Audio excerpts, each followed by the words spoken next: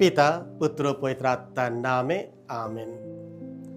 ঈশ্বরের রাজ্য মহানতা মাপা হয় বিনয় দিয়ে, ত্যাগ দিয়ে, দয়া দিয়ে এবং সেবার মাধ্যমে। একজন মা যিনি সন্তানের জন্য ত্যাগ স্বীকার করেন, একজন শিক্ষক যিনি ধৈর্যের সঙ্গে ছাত্রদের পথ দেখান, একজন পুরোহিত যিনি বিশ্বস্ততার সঙ্গে জনগণের সেবা করেন, একজন যুবক বা যুবতী যিনি নীরবে দরিদ্রদের সাহায্য করেন। ঈশ্বরের চোখে তারাই সত্যি মহান।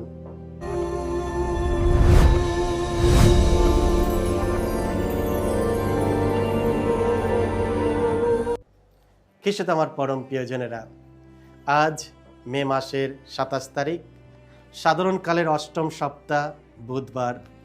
আর আজকের ডেলি মান্না ঈশ্বরের বাণী প্রতিদিন নেওয়া হয়েছে সাধু মার্ক রচিত মঙ্গল সমাচার থেকে 10 অধ্যায় 32 থেকে 45 পদ। এসো আমরা ভক্তিভাবে আজকের এই বাণীটি শুনি। যিশু ও তার সঙ্গীরা এবার জেরুসালেমের পথে এগিয়ে চলেছেন। যিশু নিজে চলেছেন সকলের আগে আগে। শিষ্যরা তখন ভয়ে বিস্ময়ে বিমূঢ়, আর পিছনে যারা আসছে তারা তখন মনে মনে শঙ্কিত। যিশু এই সময়ে 12 জনকে আবার আলাদাভাবে সঙ্গে নিয়ে শীঘ্রই তার যা কিছু ঘটবে সেই কথা তাদের কাছে বলতে লাগলেন। তিনি বললেন, আমরা তো এখন যাচ্ছি জেরুসালেমে। সেখানে মানবপুত্রকে প্রধান যাজকদের ও শাস্ত্রীদের হাতে তুলে দেওয়া হবে। তারা তাকে মৃত্যুদণ্ডে দণ্ডিত করবেন, তারপর তাকে তুলে দেবেন বিজাতিদের হাতে। আর বিজাতিরা তাকে বিদ্রূপ করবে, তার গায়ে থুতু দেবে, তাকে কশাঘাত করবে, আর শেষে হত্যাই করবে। তারপর 3 দিন পরে সে কিন্তু পুনরুত্থান করবে। পরে জেবেদের সেই 2 ছেলে যাকব আর যোহন একসময় যিশুর কাছে এসে বললেন, গুরু, আমরা চাই যে আপনি আমাদের একটা অনুরোধ রাখুন। যিশু বললেন, তোমরা কি চাও বলো, তোমাদের জন্য কি করতে হবে? তারা উত্তর দিলেন, অনুগ্রহ করুন, আপনি যখন আপনার সেই গৌরবের আসনে বসবেন, আমরা একজন যেন আপনার ডান পাশে আর একজন আপনার বাঁ পাশে বসতে পাই। যিশু তাদের বললেন, তোমরা যে কি চাইছো তা তোমরা বুঝতে পারছো না? আমি নিজে যে পাত্র থেকে পান করতে চলেছি, তোমরা কি সেই পাত্র থেকে পান করতে পারো? যে দীক্ষাস্থানে আমি দীক্ষিত হতে চলেছি, তোমরা কি সেই দীক্ষাস্থানে দীক্ষিত হতে পারো? তারা উত্তর দিলেন, হ্যাঁ, আমরা পারি। যিশু তখন বললেন, যে পাত্র থেকে আমি পান করতে চলেছি তা থেকে তোমরা অবশ্যই পান করবে। আর যে দীক্ষাস্থানে আমি দীক্ষিত হতে চলেছি সেই দীক্ষাস্থানে তোমরা দীক্ষিত হবেই। কিন্তু কাউকে আমার ডান পাশে বা বাঁ পাশে বসতে দেওয়ার অধিকার তো আমার নেই। সেই স্থান দুটি যে তাদেরই প্রাপ্ত যাদের জন্য তা নির্দিষ্ট হয়ে আছে। এইসব কথা যখন বাকি 10 জন শিষ্যের কানে এলো, তখন যাকব আর জনের ওপর তারা রেগে গেলেন। তাই যিশু তাদের কাছে ডেকে বললেন, তোমরা তো জানোই, বিজাতিদের তথাকথিত শাসক যারা, তারা প্রজাদের ওপর প্রভুত্ব চালায়। তেমনি বিজাতিদের মধ্যে বড় যারা, তারাও আবার অন্যদের ওপর কর্তৃত্ব ফলায়। তোমাদের মধ্যে কিন্তু এমনটি যেন না হয়, বরং তোমাদের মধ্যে যে বড় হতে চায় তাকে হতে হবে তোমাদের সেবক, এবং তোমাদের মধ্যে যে প্রধান হতে চায় তাকে হতে হবে তোমাদের সকলের দাস। মানবপুত্র তো সেবা পাওয়ার জন্য আসেনি, সে এসেছে সেবা করতে এবং বহু মানুষের মুক্তিপণ হিসাবে নিজের প্রাণ বিসর্জন দিতে। এই হলো প্রভু যিশুর মঙ্গল সমাচার। প্রভু যিশু তোমার মহিমা উচ্চারিত হোক। সেবা আমাদের মহান করে। খ্রিস্ট আমার পরম প্রিয়জনেরা, আজকের পবিত্র মঙ্গল সমাচারে আমরা দেখি যিশু তার শিষ্যদের নিয়ে জেরুসালেমের পথে চলেছেন। তিনি সাহস ও দৃঢ়তার সঙ্গে সামনে এগিয়ে যাচ্ছেন, কারণ তিনি জানেন যে সেখানে তার জন্য অপেক্ষা করছে দুঃখভোগ, প্রত্যাখ্যান ও মৃত্যু। কিন্তু যিশু যখন ত্যাগ ও ক্রুশের কথা বলছেন, তখন শিষ্যরা ভাবছে ক্ষমতা, সম্মান ও পদ মর্যাদার কথা। যাকব ও যোহন যিশুর কাছে এসে একটি বিশেষ আবেদন জানালেন, গুরু, আমরা চাই যে আপনি আমাদের একটা অনুরোধ রাখুন। অনুগ্রহ করুন, আপনি যখন আপনার সেই গৌরবময় আসনে বসবেন, আমরা একজন যেন আপনার ডান পাশে আর একজন যেন আপনার বাঁ পাশে বসতে পাই। অন্য শিষ্যরা এতে তাদের ওপর রেগে গেলেন, কারণ তারা যিশুর শিক্ষাকে ভালোভাবে বুঝেছিল বলে তা নয়, বরং তারাও মহান হতে চেয়েছিল।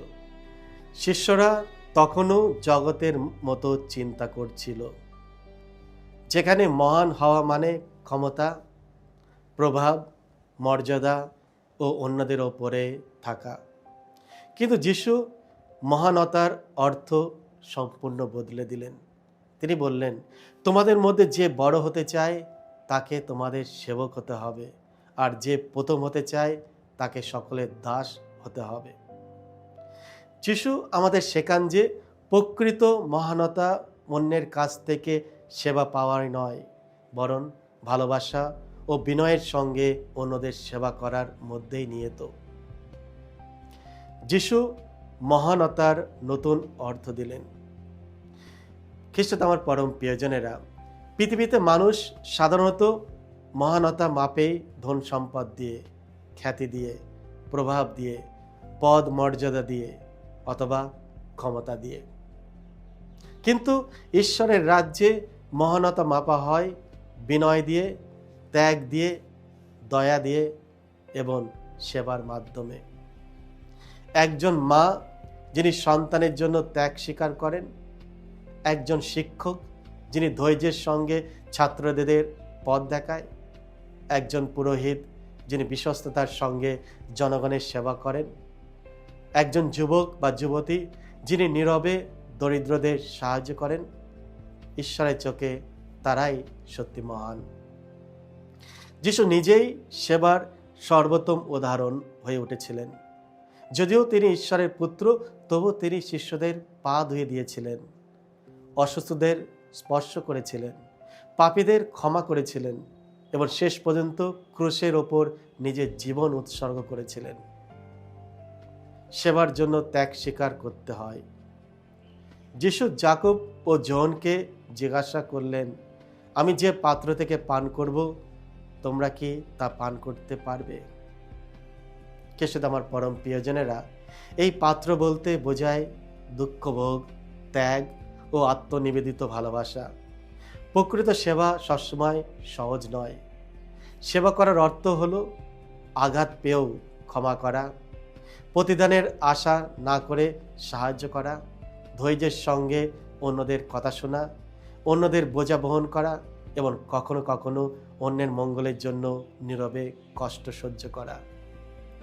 সেবার জন্য ভালোবাসা দরকার, আর ভালোবাসা সবসময় কিছু না কিছু ত্যাগ দাবি করে। আর এর জন্য সর্বশ্রেষ্ঠ উদাহরণ হলো আমাদের প্রভু যিশু নিজেই। আজকের পবিত্র মঙ্গল সমাচারের শেষে যিশু এই শক্তিশালী কথাগুলি বলেন, মানবপুত্র তো সেবা পাওয়ার জন্য আসেনি, সে এসেছে সেবা করতে এবং মানুষের মুক্তিপণ হিসাবে নিজের প্রাণ বিসর্জন দিতে। এটাই খ্রিস্ট ধর্মের মূল বার্তা। যিশু শক্তি বা আধিপত্যের মাধ্যমে পৃথিবীকে রক্ষা করেনি, তিনি রক্ষা করেছেন বিনম্র ভালোবাসা ও আত্মত্যাগের মাধ্যমে। ক্রুশ হয়ে উঠেছিল তার সিংহাসন, সেবা হয়ে উঠেছিল তার মহিমা। যদি আমরা সত্যিই খ্রিস্টকে অনুসরণ করি, তবে আমাদের জীবনও সেবার জীবন হতে হবে। খ্রিস্ট আমার পরম প্রিয়জনেরা, পৃথিবী বলে মহান মানুষ তারা যারা শাসন করে, কিন্তু যিশু বলেন মহান মানুষ তারা যারা সেবা করে। সাধুসাধ্বীগণ মহান হয়েছিলেন ক্ষমতার জন্য নয়, বরং তারা উদারভাবে ভালোবেসেছিলেন এবং সেবা করেছিলেন বলেই আজ আমরা এই অনুগ্রহের জন্য প্রার্থনা করি, যেন অহংকার ছাড়া সেবা করতে পারি, যেন স্বার্থপরতা ছাড়া ভালোবাসতে পারি এবং যেন বিনম্র সেবায় পথে যিশুকে অনুসরণ করতে পারি। আমাদের জীবন যেন এই সত্য ঘোষণা করে, যে মণ্ডলী সেবা করে সেই মণ্ডলী জীবন্ত হয়ে ওঠে, যে পরিবার একে অপরকে সেবা করে সেই পরিবার ঐক্যবদ্ধ হয় এবং যে ব্যক্তি সেবা করে সে ঈশ্বরের আরও কাছে চলে আসে। এসো আমরা নিজেদের জন্য প্রার্থনা করি, যাতে আমরা সেবার মধ্য দিয়ে, ত্যাগ স্বীকারের মধ্য দিয়ে, ক্ষমার মধ্য দিয়ে আমরা যেন মহান হয়ে উঠি। হয়তো মানুষ আমাদের মহান বলে অভিহিত করবে না, কিন্তু প্রভু পরমেশ্বরের চোখে আমরা সবাই মহান হয়ে উঠব। সকলকে জয় যিশু। ঈশ্বর আপনাদের সকলকে আশীর্বাদ করুন।